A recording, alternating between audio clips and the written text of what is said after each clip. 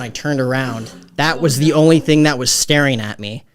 No, I would. Nothing playing, nothing. It was just like a chill of like, I felt like a ghost like walked through me. Yeah, no, not big into that. Like literally, like I felt like I had just like smoked like a 20-foot bong or something, and I just like was like, oh my god, like where am I right now? Am I dying? Is this how it ends? You're just frozen, not fight or flight, just freeze. But anyway, Yeah. when was the time that you felt like that in your life? Great segue into that.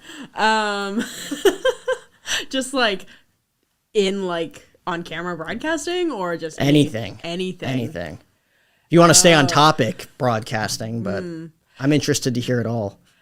I feel like a time I totally felt like that was during one of the rodeos I was in, and you compete all day, probably from 7 a.m. to like 7 p.m. And that's at the very end is when you do barrel racing, and that's so fun and it's a crowd favorite.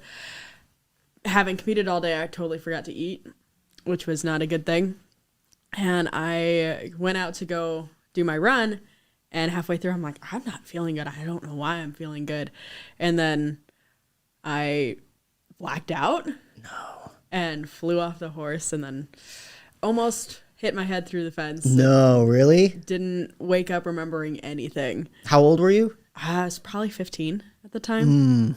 So that was not a good experience, but I knew like right before it happened too, like that sinking pit, like coming into your stomach, you're like, something bad's gonna happen.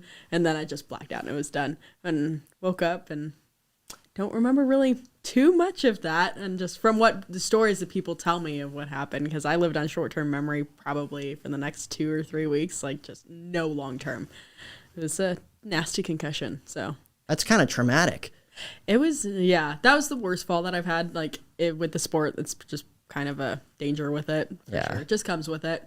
But that was the worst that I had. And my rib cage was shifted like this. So chiropractic worked that back. And yeah, I didn't ride for a little bit after that just to give myself a minute to get myself back together. Was it rough getting back on the horse?